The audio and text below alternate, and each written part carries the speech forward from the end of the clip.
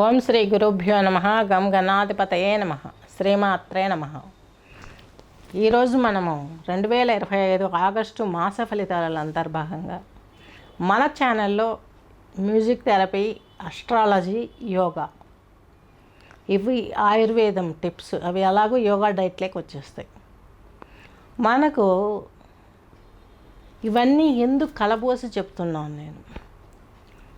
ముందుగా నా గురించి నేను కొంత ఇంట్రడక్షన్ చేసుకోవాలి. ఒక 10 years బ్యాక్ ఆయుష్ డిపార్ట్మెంట్కి కాంట్రాక్ట్ ఇచ్చింది గవర్నమెంట్, సెంట్రల్ గవర్నమెంట్, యోగాని వరల్డ్ వైజ్ స్ప్రెడ్ చేయమని. అందులో నన్ను ఇక్కడ యోగా ఎగ్జామినర్గా సెలెక్ట్ చేసుకున్నారు. 6 years అందులో పనిచేశాను. తర్వాత బయటకు వచ్చాను. సొంతంగా చేయాలి, ఇంకా అభివృద్ధి చేయాలి సబ్జెక్ట్ అన్న ఉద్దేశంతో వచ్చాను. అందులో మాకున్న సిలబస్లో విజ్ఞాన భైరవ తంత్రం, మా సిలబస్లో కూడా ఇది పెట్టలేదు. కాకపోతే మేము రీసెర్చ్లో తీసుకున్నాము ఈ బుక్స్. ఈ ముందు ఇంకా సిలబస్ ఎస్టాబ్లిష్ అవుతుంది. ఈ బుక్ తీసుకొని మీరు చదివినరంటే మీకే అర్థమవుతుంది నేను మాట్లాడేది వాస్తవమా అవాస్తవమా అని. ఇక్కడ యోగా ధారణలకి, మ్యూజిక్కి, అస్ట్రాలజీకి ఉన్నటువంటి సంబంధాన్ని తెలియజేశారు. ఇది వేదంలోని ఒక పార్ట్, మూల అంశం ఈ బుక్. దీని మూలంగా ఎవరైనా డౌట్ ఉంటే ఖచ్చితంగా ఈ బుక్ని చూపిస్తున్నాను చూడండి. విజ్ఞాన భైరవ తంత్రం. ఈ బుక్ కొని మీరు చదివారంటే నా వీడియోస్ నేను ఈ కాన్సెప్ట్లోకి ఎందుకు తీసుకొచ్చానన్న విషయం మీకు ఖచ్చితంగా అర్థమవుతుంది. మరి ఇప్పుడు మనం ఇంకా మాస ఫలితాలలోకి వెళ్ళగలిగితే అంతర్భాగంగా చూసుకోవటానికి శని భగవంతుడు వచ్చేసి మనకు మిథున రాశిలో ఉన్నారు.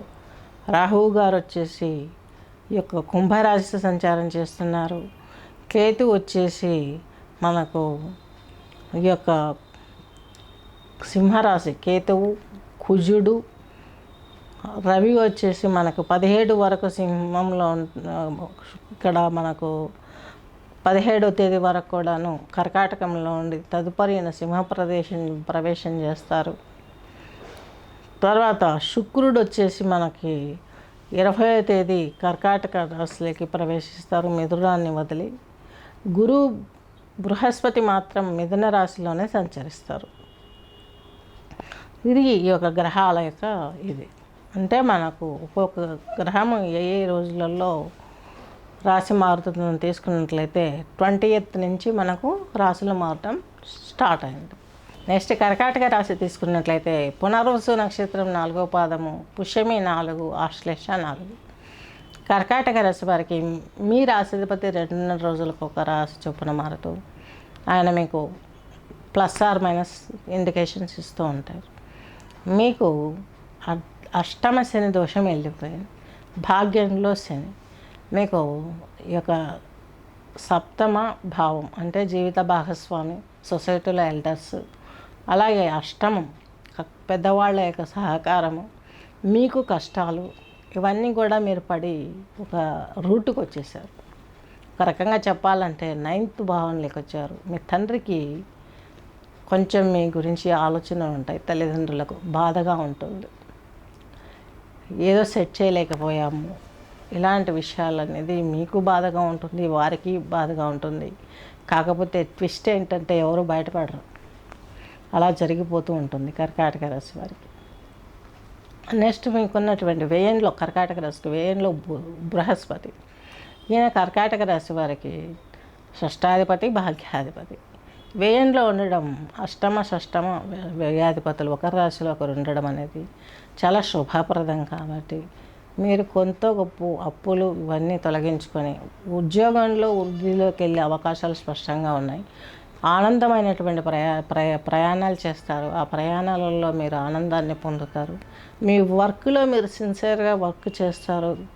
మంచి సంపాదన, మంచి పేరు సంపాదించుకునే అవకాశాలు కూడా మీకు లేకపోలేదు. నెక్స్ట్ వచ్చేసి మీకు శుక్రుడు వ్యయంలో ఉన్నాడు. మాసాంతంలో మరలా మీ రాశిలోకి వస్తారు.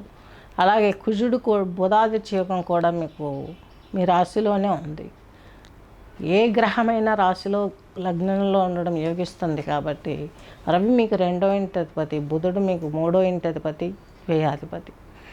దీని మూలంగా మీకు ఇంకా మంచి జరిగే అవకాశాలు స్పష్టంగా గోచరిస్తున్నాయి.